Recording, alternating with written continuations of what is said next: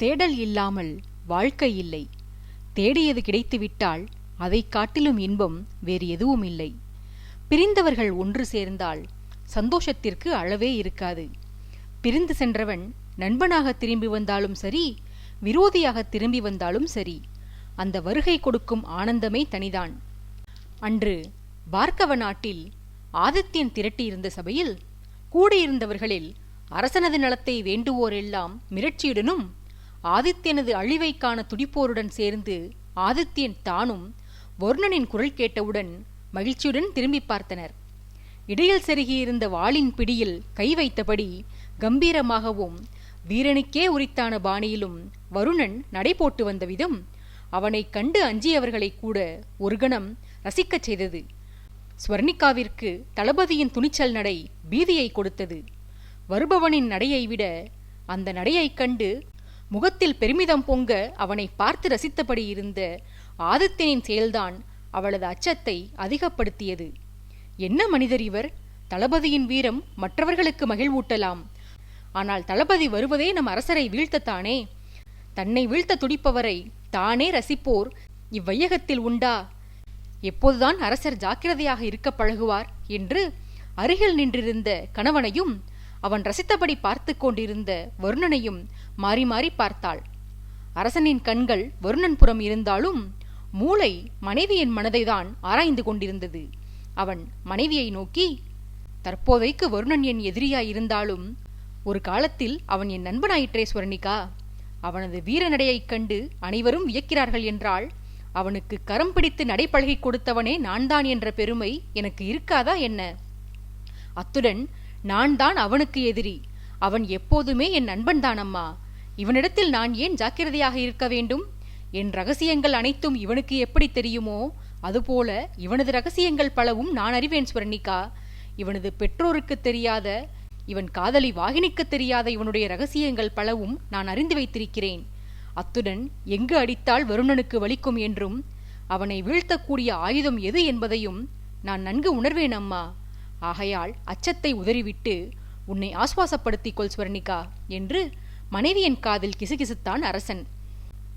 அரசன் சொல்லி முடிக்க ஸ்வர்ணிகாவின் இரத்தத்தை உறையச் செய்யும்படியான குரல் ஒன்று அவளுக்கு அருகில் கேட்டது. ஆம் தேவி, அரசர் கூறுவது முற்றிலும் உண்மையே.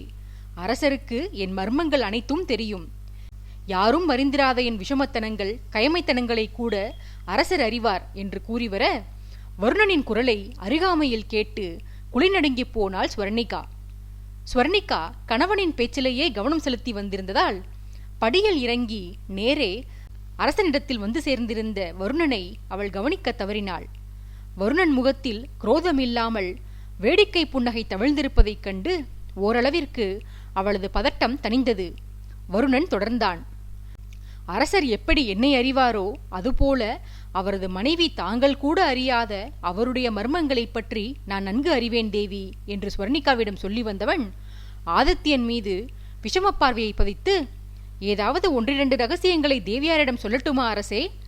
தர்மபத்தினியிடம் எந்த உண்மையையும் மறைக்கக்கூடாது என்று சாஸ்திரம் கூறுகிறது என்று அரசனை சீண்டினான். அரசன் அவசர அவசரமாக, வேண்டாம் வருணா, உன் சாஸ்திரத்தை தூக்கி கடலில் எறி. உனது பகையை வாள் கொண்டு தீர்த்துக்கொள். வாய் வார்த்தையில் தீர்க்க எண்ணாதே, பிறகு பல விபரீதங்கள் ஏற்படும் என்று பதறினான். அரசனுக்கு எதிரில் வருணன் புறமாக நின்றிருந்த பிரதாபன், யாருக்கடா விபரீதம்? உனக்கா வருணனுக்கா? உனது அந்தரங்கத்தை வெளிப்படுத்துவதால் வருணனுக்கு எந்த பின்விளைவும் ஏற்பட போவதில்லை. நீயோ விபரீதங்களை பற்றி கவலை கொள்ளாதவனாயிற்றே, பிறகு எதற்கு இந்த அச்சம்? தளபதி நான் தான் மனைவிக்கு பயப்படுகிறேன் என்றால் பல தேசங்களை கட்டியாளும் சக்கரவர்த்தி நீ, உனக்குமா மனைவியின் மீது பயம்? எனில் மனைவிக்கு அஞ்சுவது உலகளாவிய பிரச்சனை போல என்று சலித்துக் கொண்டான். ஆதித்யன் நொந்து போன குரலில், அடே, நான் சக்கரவர்த்தியடா, என்னை ஒருமையில் விழிக்கக்கூடாது. இங்கு கூடியிருக்கும் சபையினரை திரும்பிப்பார். இவர்களில் என் தந்தை வயதுடையவர்களும் பாட்டன் வயதுடையவர்களும் அடக்கம். இவர்களே என் முன்பு மண்டியிட்டு வணக்கம் செலுத்துவர். சின்ன பயல் நீ, இன்னொரு சிறுவன் இந்த வருணன் துணையிருக்கும் தைரியத்தில் என்னை மரியாதை இல்லாமல் அழைக்கிறாய். என் வருணன் மட்டும் பழைய மெய்க்காவல் தளபதி வருணனாக இருந்திருந்தால் என்னை மரியாதையின்றி அழைத்த உனது மண்டையை இந்நேரம் பிளந்திருப்பான். இன்றோ அவன் உன் பேச்சை ரசித்துக் கொண்டிருக்கிறான். ஆனாலும் ஏனோ தெரியவில்லையடா, நீ என்னை அவமதிப்பதற்கு உன்னை தண்டிக்க வேண்டும் என்று எனக்கும் தோன்றவில்லை. என்ன காரணம் என்று பிரதாபனிடமே கேட்டான். பிரதாபன் தன் கைகளை அகல விரித்து, எனக்கெப்படி தெரியும்? அதை நீதான் கண்டறிய வேண்டும். நீதான் பெரிய சக்கரவர்த்தியாயிற்றே. நான் யார் என்று கண்டுபிடி. பிறகு உன் கேள்விக்கான விடை கிடைத்துவிடும் என்று தீர்வு சொன்னான். ஆதித்யன் யோசித்துக் கொண்டிருக்க வருணன் பிரதாபனிடம், அரசருக்கு யோசிக்கும் திறனெல்லாம் போய்விட்டதண்ணா, வயதாகிவிட்டதல்லவா, மறதி வரத்தானே செய்யும் என்று அரசனுக்கு பரிந்து பேசுவது போல கிண்டல் செய்தான். அச்சமயம் வருணனின் பார்வை அரசனுக்கு பின்னால் நின்றிருந்த ராகவனிடம் சென்றது. அரசனுக்கும் வருணனுக்குமான சீண்டல் விளையாட்டுகளை ரசித்தபடியும் அதே நேரத்தில் அடுத்த கணம் என்ன அனர்த்தம் நேருமோ என்ற அச்சத்திலும் ஆழ்ந்திருந்த ராகவனின் வதனத்தை கண்ட வருணன் தலையை சற்று கோணலாக சாய்த்தபடி, ராகவா, ஏன் இந்த பதற்றம்? உனது திறமையில் உனக்கே நம்பிக்கை இல்லையா என்ன? நான் அரசரை தாக்கினால் உன்னால் அவரை காப்பாற்ற முடியாது என்று அஞ்சுகிறாயா நண்பா? கவலை வேண்டாம். அரசருக்கு ஆயுட்காலம் அதிகம். அத்துடன் அவரை சுற்றி அபிமானிகள் நிறைந்திருக்கும் இந்த அவையில் அவரை மாய்ப்பதற்கு நான் என்ன மடையனா? இருப்பினும் உன் முகத்தில் காணப்படும் இந்த நிம்மதியின்மை என்னை குதூகலிக்க செய்கிறதடா. ஒரு காலத்தில் பிரபுவை பாதுகாக்கும் பணியை நான் செய்து வந்தபோது இதே மாதிரியான அச்சத்தை நான் அனுகணமும் அனுபவித்து வந்தேன். ஆனால் அவருக்கு பகைவனான பின்பு அவர் பாதுகாப்பு குறித்து பிறர் கவலை கொள்வதை பார்ப்பது இன்பமளிக்கிறது என்று புது மெய்க்காவல் தளபதி ராகவனிடம் சொல்லி வந்தான். அச்சமயம் ஆதித்யன் இடையிட்டு, நீ எனக்கு விரோதியாக இருப்பது யாருக்கு எப்படியோ, எனக்கு பெரும் சந்தோஷமளிக்கிறதே வருணா. உன்னை ஆதித்யனின் ஆயுதம் என்பார்கள். எனக்கு நீ தளபதியாக இருந்த வரையிலும் என் எதிரிகளுக்கு கூரான ஆயுதமாகவும் எனக்கு உயிர்காக்கும் கேடயமாகவும் நீ இருந்து வந்தாய். அதனால் உன் முழு வலிமையும் எனக்கு தெரியாதிருந்தது. நான் உனக்கு விரோதியான பின்பே என் கழுத்தை பதம் பார்க்க துடிக்கும் உன் கூர்முனையின் வலிமை எனக்கு தெரிகிறது. பலம் வாய்ந்த எதிரிகளையும் அஞ்சி ஓடச் செய்த வலிமை படைத்த நீ எனக்கு பாதம் பிடித்து விடுவாய். இதையெல்லாம் நினைக்கும் போது பெருமிதமாக உணர்கிறேனடா. பாதம் என்றதும் தான் நினைவுக்கு வருகிறது. 1000 சேவகர்கள் இருந்தாலும் உன்னை போல சுகமாக பாதம் பிடித்து விடுபவர்கள் யாரும் இல்லையடா. நம் பகையை பின்னால் பார்த்து கொள்ளலாம். இப்போது வந்து சிறிது கால்களை பிடித்து விடுவருணா என்று கிண்டலாக சொல்லபடி ஆசனத்தில் அமர்ந்து கால்களை நீட்டினான் ஆதித்யன். வருணன் அரசனை எகத்தாளமாக ஒரு பார்வை பார்த்துவிட்டு, நான் இப்போது தங்கள் அடிமை இல்லை பிரபு. நான் சுதந்திர மனிதன். என்னால் என் எதிரியின் பாதத்தை தொட முடியாது. அதையும் மீறி நான் பாதம் பிடித்தே தீர வேண்டுமெனில் ஒரு நிபந்தனை.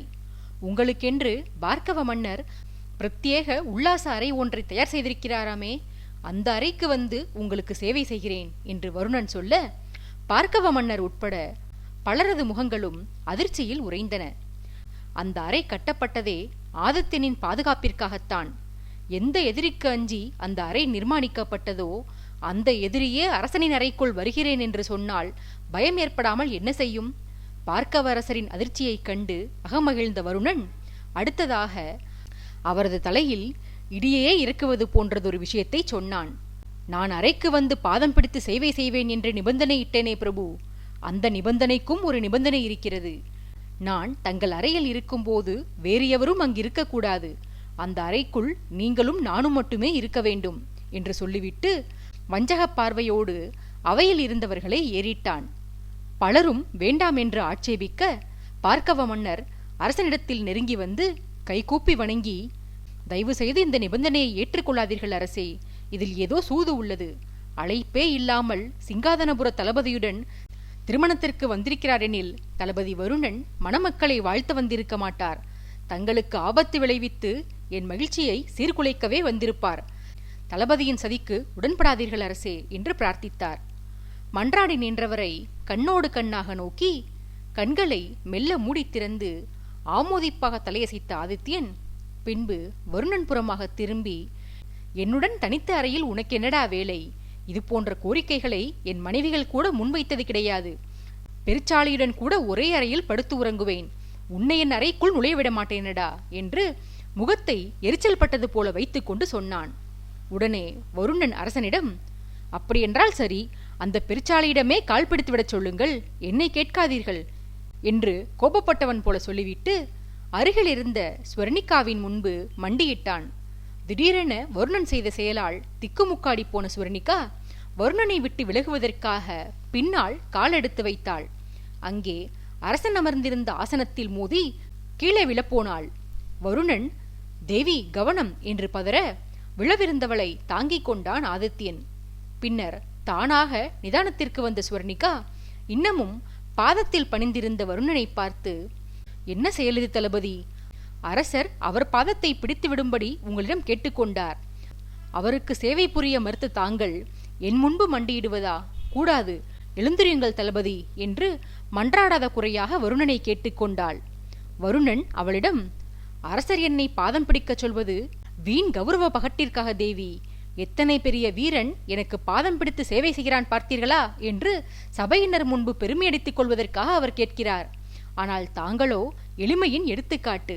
பேராசை இல்லாதவர், பிறர் பொருளுக்கு ஆசைப்படாதவர், அடுத்தவரின் இன்பத்தைக் கண்டே மன நிறைவு கொள்பவர். உங்களைப் போலத்தான் நானும் இருந்தேன் தேவி. உங்களுக்கு அனைவரையும் மகிழ்ச்சிப்படுத்தி பார்க்க வேண்டும் என்பது ஆசை. எனக்கோ என் அரசரை மட்டும் மகிழ்வித்தால் போதும் என்ற எண்ணம். என் லட்சியம் குறுகிய வட்டத்திற்குள் இருந்ததனால்தான் நான் லட்சியத்தில் தோல்வியுற நேர்ந்தது. உங்களைப் போன்று உயர்ந்த எண்ணம் கொண்டிருந்தேனானால் நானும் இன்று ஆனந்தமாக இருந்திருப்பேன் தேவி. மற்றவர்களை பற்றி கூட நான் கவலை கொள்ளவில்லை. என்னை மிகவும் நேசித்த வாகினியை கூட நான் ஆனந்தமாக பார்த்து கொண்டதில்லை. எந்நேரமும் அரசர் அரசர் என்று அரசரை எண்ணியே வாழ்நாளை கடத்திவிட்டேன் தேவி. ஆனால் தாங்களோ உங்கள் கணவர் முதல் என் காதலி வரை அனைவரின் மீதும் அக்கறை செலுத்துகிறீர்கள். உங்களது உயரிய எண்ணத்திற்கு மரியாதை செய்யவே நான் தங்களது பாதம் பணிந்தேன் தேவி என்று விளக்கி வந்தான். அச்சமயம் ஸ்வர்ணிகா குறுக்கிட்டு, உங்களை என்னால் புரிந்து கொள்ளவே முடியவில்லை தளபதி. அன்று அரசர் என் தமக்கையின் முன்பு தங்களை மண்டியிடச் செய்துவிட்டார் என்ற ஆவேசத்தில் அத்தனை சவால்களை விடுத்துச் சென்றீர்கள். இன்றோ எவரும் எதிர்பாராத வண்ணம் உங்களை விட வயதில் சிறியவளான என் முன்பு மண்டியிடுகிறீர்கள். என் தமக்கை நாட்டின் பட்டத்தரசி, சக்கரவர்த்தியுடன் அரியணையை பங்கிடுபவள். நானோ அரசரின் இளைய மனைவிதான். அப்படி இருக்க என் தமக்கை மீது தங்களுக்கு ஏன் துவேஷம் தளபதி? உங்கள் காதலியிடமும் உங்கள் மகனிடத்திலும் தீரா அன்பு கொண்டுள்ளவள் அவள். இருந்தும் அவள் முன்பு பணிவதை அவமரியாதையாக கருதிய தாங்கள் இன்று இத்தனை பெரிய சபையில் என் முன்பு அடிபணிகிறீர்கள் என தன் சந்தேகத்தை கேட்டாள். ஸ்வர்ணிகாவின் வார்த்தைகள் முற்று பெறுவதற்குள் வருணன் முந்திக்கொண்டு, இல்லை தேவி, தாங்கள் எண்ணுவது தவறு. பட்டத்தரசியாரிடம் எனக்கு பக்தி மட்டுமே உள்ளது. துளியும் அவரிடம் எனக்கு துவேஷம் இல்லை. லட்சுமணனுக்கு சீதாதேவி எப்படியோ அப்படித்தான் எனக்கும் தேவி சௌபர்ணிகா. அவர் முன்பு மண்டியிடுவதை நான் அவமானமாக கருதவில்லை தேவி. அவர் என் தாய் நாட்டின் அரசி, என் தாய்க்கு நிகரானவர். அவர் முன்பு மண்டியிடுவது என்ன? நெடுஞ்சான்கிடையாக விழுந்து வணங்கினாலும் தவறில்லை. நான் அன்று ஆவேசப்பட்டதற்கு காரணம் செய்யாத ஒரு தவறுக்காக அவரிடம் மன்னிப்பு கோரச் செய்ததற்குதான். அரசியார் அடைந்த மனசஞ்சலமும் அதனால் அவருக்கு ஏற்பட்ட மனநிலை மாற்றங்களையும் பற்றி ஒட்டுமொத்த கோட்டையே அறியும். அரசல் புரசலாக கேட்டறிந்து பல்வேறு கட்டுக்கதைகள் சேர்த்து பின்னப்பட்டு பரவி வந்த விஷயத்தை பற்றி நான் மறைமுகமாக வெளிப்படுத்தியது தவறு என்று அரசர் என் மீது குற்றம் சுமத்தினார். அவர் முகத்திற்கு பின்னால் அவரையும் அவரது குடும்பத்தினரையும் குறித்து யார் யார் என்ன பேசுகிறார்கள் என்பதை அறியமாட்டார் நம் அரசர். எனில் அரசரிடம் முகஸ்துதி செய்துவிட்டு பின்னால் சென்று அவரை பழித்து பேசினால் அது குற்றமில்லை. ஆனால் அவரிடம் நேர்மையாக உள்ளது உள்ளபடி பேசினால் அது மாபெரும் குற்றம். உண்மையை பேசியதற்காக நான் எனக்கு சேவகம் புரிந்து கொண்டிருந்த வீரர்களின் முன்பு தரையில் மண்டியிட்டு மன்னிப்பு கோர நேர்ந்தது. இது நியாயமா தேவி? இந்த ஆற்றாமைதான் அன்று எனக்கு ஆவேசமாக வெளிப்பட்டது. அரசியார் பெண் என்பதாலோ என்னை விட வயதில் சிறியவர் அவர் என்பதாலோ அன்றைக்கு நான் அவ்வாறு நடந்து கொள்ளவில்லை.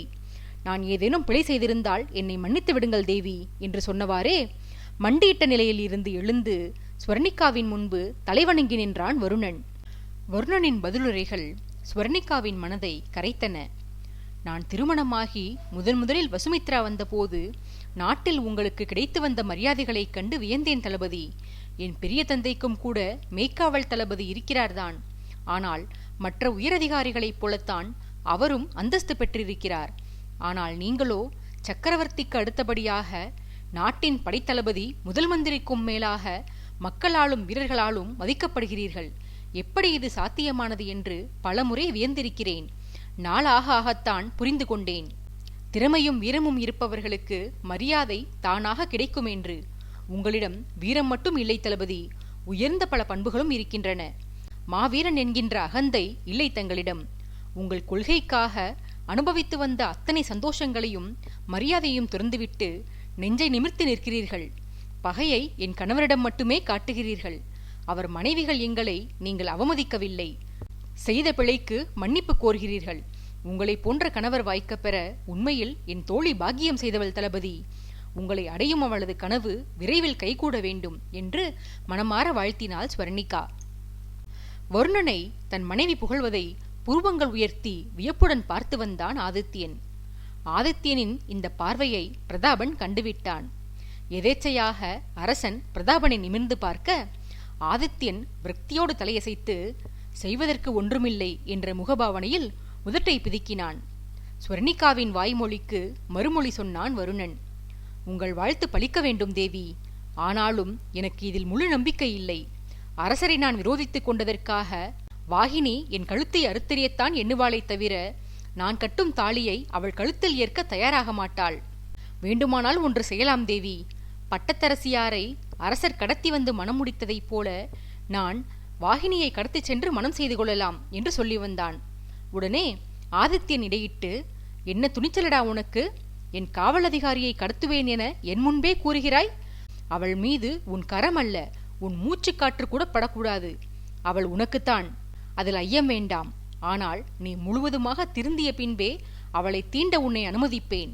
அதுவரையிலும் அவளை நெருங்குவதை பற்றி கனவில் கூட நீ சிந்திக்க கூடாது. நினைவில் கொள் என்று கடுகெடுத்தான். வருணன் கைகூப்பி வணங்கி, பிரபு, நான் சொல்ல வந்ததை முழுமையாக சொல்லவில்லை. வாகினியை கடத்திச் சென்று மனமுடிப்பதை பற்றி யோசித்தேன்தான். ஆனால் அதில் பெரிய சிக்கல் உள்ளது என்பதை பின்னால் தான் உணர்ந்து கொண்டேன். அரசியார் மிருதுவானவர். குதிரையில் தங்களின் கரங்களுக்குள் அகப்பட்டு சாந்தமாக அமர்ந்து உங்களுடன் நாடு வந்து சேர்ந்தார். ஆனால் என் காதலியை பற்றித்தான் நாடே அறியுமே. குதிரையில் என் முன்பு அவளை அமர வைத்தேனானால் பின்னங்கையால் என் மார்பையும் வயிற்றையும் தாக்கி அந்த இடத்திலேயே என் பிராணனை பறித்து விடுவாள். அத்தகைய வஜ்ரம் போன்ற கரங்களை பெற்றவள் அவள். அவளை கடத்திச் சென்று சந்தோஷம் அனுபவிப்பதற்குள் சமாதி அடைந்து விடுவேன் நான். இதை எண்ணி பார்த்த பிறகு என் யோசனையை கைவிட்டு விட்டேன் பிரபு என்று ஏதோ பெரும் விபத்திலிருந்து தப்பிவிட்டவன் போன்ற பாவனையுடன் சொல்லி வந்தான் வருணன். அரசனுக்கு பதில் சொல்லி முடித்தவனுக்கு ஒரு குறுகுறுப்பு ஏற்பட்டது. எப்படி அரசருக்கு இத்தனை பொறுமையாக பதில் சொல்லலாம்? தவறாயிற்றே. நமது பேச்சு மரியாதையாக இருந்தால் அரசருடனான பகை தீர்ந்துவிட்டது போல் ஆகிவிடுமே. கூடாது கூடாது. நாம் பேசும் ஒவ்வொரு வார்த்தையும் அரசரை இடித்துரைப்பதாகவும் அவரை காயப்படுத்துவதாகவும் அவரது தவறுகளை சுட்டிக்காட்டுவதாக மட்டுமே இருத்தல் வேண்டும் என்று முடிவு செய்தவன் தான் நின்றிருந்த தோரணையை மாற்றி முகத்தை ஏளனம் செய்வது போன்று வைத்துக்கொண்டு, அது சரி, வாகினியை நான் கடத்துவதை கேட்டு உங்களுக்கு ஏன் கோபம் வருகிறது பிரபு? அரசன் எவ்வளியோ குடிகளும் அவ்வளியே என தாங்கள் கேள்வியுற்றதில்லை? நீங்கள்தானே மக்களாகிய எங்களுக்கு முன்னுதாரணம். நீங்கள் அரசர், ஒரு இளவரசியை கடத்தி வந்தீர்கள். நானோ ஒரு போர் வீரன், ஒரு வீராங்கனையை கடத்த எண்ணுகிறேன். இதில் தவறொன்றுமில்லையே. பார்க்க போனால் நீங்கள் புரிந்ததுதான் தவறு அரசே. சௌபவத இளவரசியை தாங்கள் கடத்தி வந்தபோது அவருக்கு உங்கள் மீது அணுவளவும் காதல் இல்லை. மாறாக வெறுப்புதான் மண்டி கிடந்தது. உங்கள் மூச்சுக்காற்று அவர் மீது படுவதை கூட அவர் அறவே வெறுத்தார். ஆனால் வாகினி அப்படியல்லவே. அவள் என்னை மனப்பூர்வமாக விரும்புகிறாள். என் ஸ்பரிசம் கிடைக்காதா என்று ஏங்கி தவிக்கிறாள். என்னை விரும்பும் ஒருத்தியை நான் அடைய எண்ணுவதில் என்ன தவறு உள்ளது? அரசபக்தி மட்டும் அவளிடம் அளவாக இருந்ததென்றால் இன்றைக்கோ எங்கள் விவாகம் நடந்தேறியிருக்கும். அவளானால் ஆதித்ய பக்தியிலேயே ஆயுளை வீணடித்துக் கொண்டிருக்கிறாள். தேவி ஸ்வர்ணிகாவை போல. வாகினிக்கு எப்படி தங்கள் மீது அளப்பரிய பக்தி உள்ளதோ அப்படித்தான் தங்கள் இளைய மனைவிக்கும் தங்கள் மீது அளவு கடந்த காதல் உள்ளது. அன்றைக்கு அந்த சுயம்பரத்தில் வந்த வரன்களில் எவருக்காவது தேவி மாலையிட்டு மணந்திருந்தாரானால் அவருடைய அழகுக்கும் அறிவுக்கும் பண்புக்கும் திறமைக்கும் அவர் கணவர் ஆயுளுக்கும் மனைவியே கதி என்று வாழ்ந்திருப்பார். ஆனால் தேவியோ தங்களுக்கு வாழ்க்கைப்பட எண்ணம் கொண்டு கிடைக்கவிருந்த நல்வாழ்க்கையை தொலைத்துவிட்டார். மந்திரி சபையில் ஆலோசனை வழங்குவதற்கும் மூத்த மனைவியை சமரசம் செய்ய யோசனை கேட்பதற்கும் மட்டுமே அவரை நீங்கள் பயன்படுத்தி வருகிறீர்கள். தேவியை மனைவியாக மதித்ததில்லை நீங்கள். பிறருக்கு எதுவும் கொடுக்காமல் அடுத்தவர் உழைப்பை உறிஞ்சி அனுபவிப்பதில் உங்களுக்கு நிகர் நீங்கள்தான் பிரபு என்று அரசனை மட்டம் தட்டி பேசினான். ஆதித்யவர்மன் பொறுமை இழந்தான். நீ அழைத்து வந்திருக்கும் தடியனான இந்த தளபதியும் இவனை நம்பி வந்திருக்கும் இவனது வீரர்களும் எனக்கு ஒரு பொருட்டே அல்ல. உன் புது தமையனுடன் சேர்ந்து உன்னையும் அடித்து வீழ்த்த எனக்கு அரை நாளிகை கூட தேவைப்படாது. இங்கு திருமணம் நிகழவிருக்கிறது. இங்கே உன்னை தண்டிக்க எனக்கு எண்ணமில்லை வருணா. எந்த அசம்பாவிதமும் இங்கு நிகழக்கூடாது என்ற காரணத்தால் தான் பொறுமை காக்கிறேன் நான். என் பொறுமையை உனக்கு சாதகமாக பயன்படுத்திக் கொள்ள எண்ணாதே என்று கோபத்தில் உருமினான். தன்னை பற்றி ஆதித்யன் சொன்னதை கேட்டும் வாய் திறந்து பதில் ஏதும் சொல்லாமல் ஒரு வெறுப்பு புன்னகையை மட்டுமே சிந்தினான் பிரதாபன். சபையினருக்கோ அங்கு நடந்த வாக்குவாதங்கள் பீதியளித்தன. ஆதித்யன் எண்ணுவது போல வீரபாகு சாதாரண மனிதன் அல்ல. அவனை அரை நாளிகையில் அடித்து வீழ்த்த ஆதித்யனால் இயலாது. ஆதித்யனை தவிர வருணன் உட்பட அந்த நிறைந்த சபையில் வீட்டிலிருந்த அத்தனை பேரை காட்டிலும் வலிமை படைத்தவன் வீரபாகு. அவனது அசாத்திய வீரத்தை அரசன் முழுவதுமாக அறிந்திருக்க வாய்ப்பில்லை. ஆகையால்தான் வீரபாகுவை துச்சமாக எண்ணுகிறார் அரசர். அந்த அவையில் சண்டை நிகழ்ந்தால் சக்கரவர்த்தியின் விசுவாசிகள் என்ற முறையில் தாங்களும் சண்டை செய்ய நேரும். துணிந்து போரிட்டாலும் வீரபாகுவின் முன்பு தாக்குப்பிடிக்க முடியாது. போதாக்குறைக்கு வருணன் வேறு அங்கு இருக்கிறான். ஒருவன் யமன் என்றால் இன்னொருவன் அந்த யமனின் பிரதி. சக்கரவர்த்தி ஒருவரால் எதிரிகளுடன் சண்டை செய்து அதே நேரத்தில் அவர்களிடமிருந்து தங்களையும் காப்பது இயலாத காரியம் என அவையினர் அஞ்சினர். ஆதித்யனின் உக்கிரமான வதனத்தைக் கண்டும் சிறிதும் அச்சம் கொள்ளாத வருணன் முகத்தில் ஏளன புன்னகையுடன், உண்மையைச் சொன்னால் ஏன் பிரபு தங்களுக்கு இத்தனை கோபம் வருகிறது? நீங்கள் நெற்றிக்கண்ணையே திறந்தாலும் எனது குற்றச்சாட்டை திரும்ப பெற்றுக்கொள்ள மாட்டேன் என்று அனைவருக்கும் கேட்கும்படியாக சத்தமாக கூறி வந்தவன் பிறகு அரசனை நெருங்கி வந்து சத்தத்தை குறைத்து கொண்டு அருகில் இருந்த வெகு சிலருக்கு மட்டும் கேட்கும்படியாக, இரு மனைவிகளுக்கும் இடையே தாங்கள் பாகுபாடு காட்டுவது உண்மைதான். இதில் மறுப்பதற்கேதுமில்லை. மன்னர் நந்தகோபாலர் கட்டி கொடுத்த உல்லாச அறையில் தாங்கள் மட்டுமே தனித்து தங்கி வருகிறீர்கள் என கேள்விப்பட்டேன். நான் உள்ளே வந்தால் அறையின் ரகசிய வாயில்களை தெரிந்து கொள்வேன் என அஞ்சுகிறீர்கள். எனில் அரசியாரை அங்கு தங்க வைப்பதில் உங்களுக்கு என்ன பிரச்சனை? அவர் உங்கள் மனைவிதானே. மனைவியிடம் எதற்கு இந்த இடைவெளி? இதை நான் கேட்கவில்லை அரசே. நீங்கள் தனியாக தங்குகிறீர்கள் என்ற செய்தியை என்னிடம் தெரிவித்த ஒற்றன் வேறு ஒரு விஷயத்தையும் தெரிவித்தான். நீங்கள் மனைவியை புறக்கணிக்கிறீர்கள் என்றும் உங்களுக்கு இளைய மனைவியின் மீது சிறிதும் விருப்பமில்லை என்றும் கோட்டைக்குள் வதந்தி பரவுகிறது. இதோ இந்த அவையில் வீற்றிருக்கும் பலருக்கும் கூட இந்த சந்தேகம் இருக்கலாம். இந்த செய்தியில் உண்மை இல்லையெனில் அதை நிரூபித்து காட்டுங்கள். மூத்த மனைவிக்கு இணையாக இளையவரையும் நடத்தி காட்டுங்கள். அதை விடுத்து என் மீது கோபத்தை காட்டாதீர்கள் என்று அதிகாரமாக சொன்னான். வருணன் பேச்சு மற்றவருக்கு கேட்காவிடினும் அரசனுக்கு மிக அருகாமையில் நின்றிருந்த ஸ்வர்ணிகா, ராகவன், அரவிந்தன், அவனது தந்தை பிரதாபன் முதலியோருக்கு தெள்ளத் தெளிவாக அவனது குற்றச்சாட்டுகள் கேட்டன. அனைவருமே வருணன் பேசிய விஷயத்தால் அசௌகரியமாக உணர்ந்தனர். ஆதித்யனோ தன் தனிப்பட்ட விஷயம் அனைவர் முன்பும் பகிரப்பட்டு விட்டதே என்ற அவமானத்திலும் கோபத்திலும் செயலின்றி அமர்ந்திருந்தான்.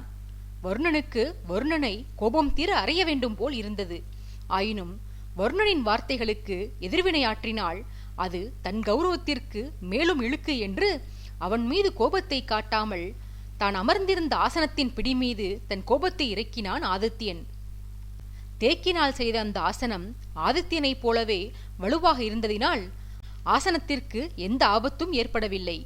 அனைவருக்குமே வருணனின் வார்த்தைகள் சங்கடத்தை கொடுக்க, பிரதாபனுக்கும் வருணனின் செயல் நெருடலை கொடுத்தது.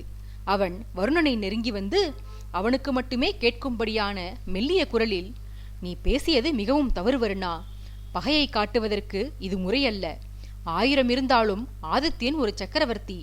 அவனது அந்தரங்கத்தை இப்படி அவையில் போட்டு உடைப்பது அநாகரிகமான செயல். இது அவனுக்கு மட்டுமல்ல, ஸ்வர்ணிகாவிற்குமே இது தர்ம சங்கடமான விஷயம்தான். ஆதித்யனுக்காக அவன் மனைவியின் தன்மானத்துடன் விளையாடுவது உன்னை போன்ற உத்தமனுக்கு உகந்த செயல் அல்ல வருணா. ஸ்வர்ணிகாவின் மனம் அவமானத்தில் அவஸ்தையுறுகிறது. பிறர் பேசுகிறார்கள் என்பதால் அவளது தனிப்பட்ட விஷயத்தை இப்படி பொதுவெளியில் போட்டு உடைப்பதை விட கணவன் கடைபிடிக்கும் இடைவெளி அவளுக்கு அதிக வேதனையை கொடுக்காது.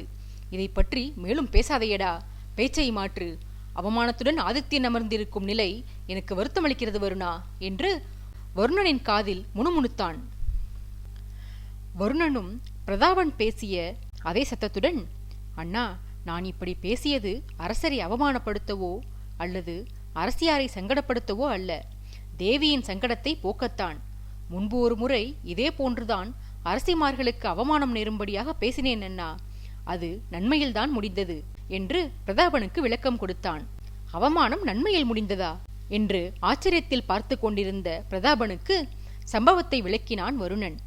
ஆமண்ணா, அரசர் என்னை தேவி சௌபர்ணிகாவின் முன்பு மண்டியிட்டு மன்னிப்பு கேட்கச் சொன்ன நாளன்று உங்கள் மனைவிகள் உங்களுக்கு பிள்ளை பெற்று தரவில்லை என்று அவர்கள் மீது குற்றம் சுமத்தினேன்.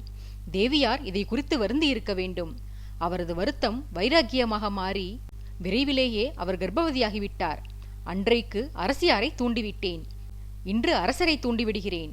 இளைய மனைவியின் மீது அரசருக்கு அன்பு மட்டுமே உள்ளது. அவர் மீது காதல் தோன்றவில்லை. இடைவெளியை கடைபிடித்து எட்டவே இருந்தால் காதல் எவ்வாறு பிறக்கும்?